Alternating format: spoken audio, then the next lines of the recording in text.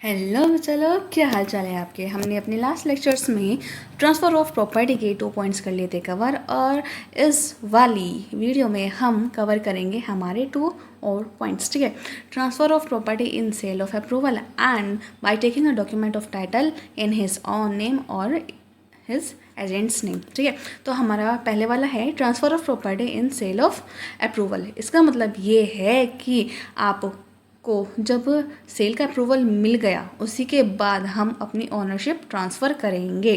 ठीक है, approval to on और रिटर्न, इसका मतलब ये है कि या तो सेल के टाइम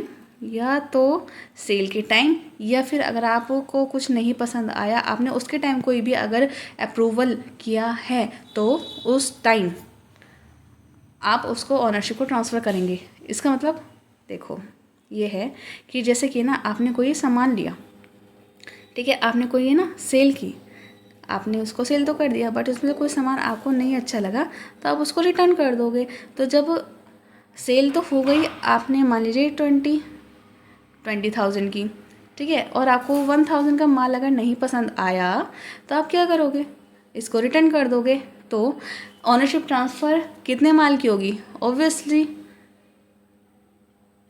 ऑनरशिप ट्रांसफ़र होगी आपकी 19,000 के माल की। ठीक है, समझे। ठीक है, जब आपकी सेल को अप्रूव हो जाएगा उसके बाद आप ओनरशिप को ट्रांसफ़र करेंगे, इसमें ये बताया है। Next, bye taking a document of title. Document of title हम अपने पिछले लेक्चर्स में कवर कर चुके हैं। ठीक है, आप ये डॉक्यूमेंट ऑफ टाइटल या तो खुद के नाम पे ले सकते हैं या फिर अपने किसी एजेंट के नाम पे ले सकते हैं, क्योंकि एजेंट भी एक तरह से प्रिंसिपल का ही काम करता है अगर प्रिंसिपल वहाँ पे अवेलेबल नहीं है तो।